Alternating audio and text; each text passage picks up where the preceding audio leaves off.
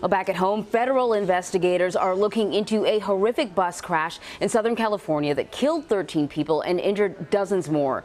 Authorities in Palm Springs say a tour bus rammed into the back of a big rig truck early Sunday morning. Now, we know the bus was heading back to Los Angeles from a casino on Interstate 10 when the crash happened. No word on the exact cause. Maria Villarreal is there in Palm Springs, and she joins us now. Maria, what's the latest out there? Well, so right now we are standing outside one of the hospitals here in Palm Springs. We know that 4 here are in critical condition, 1 in serious condition.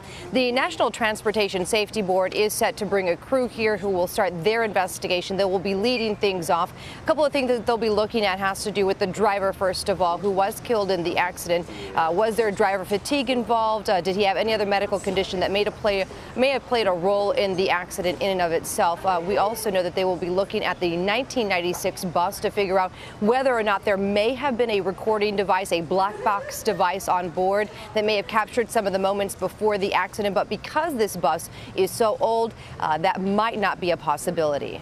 Any new information about the tour bus company or maybe the driver? So what we know is we've been able to get a little bit of information from a couple of different federal agencies that monitor, oversee transportation buses, as well as big rig trucks that, like the one that was involved in yesterday's accident. As far as the bus goes, we do know that the company that owned this bus only had 1 bus and 1 driver listed on this website. They have, it's called USA Holiday Tours. They are based out of Los Angeles.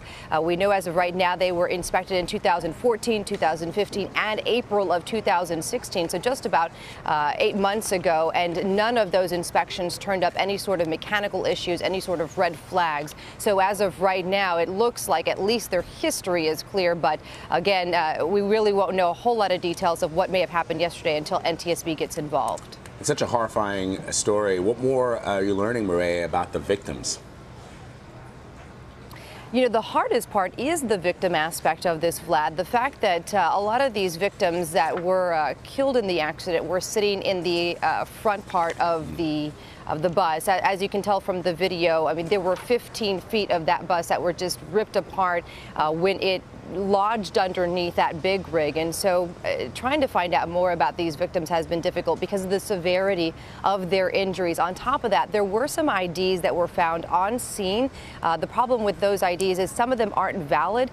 So the California Highway Patrol is trying their hardest to get in touch with any sort of family members. They're relying on a hotline number also to have them call and see if their loved one was impacted and involved in the accident. So it's been a difficult time for authorities to try and figure out who these people were. Family members are slowly trickling in, though, over the last 24 hours. All right, Maria Villarreal, thank you so much.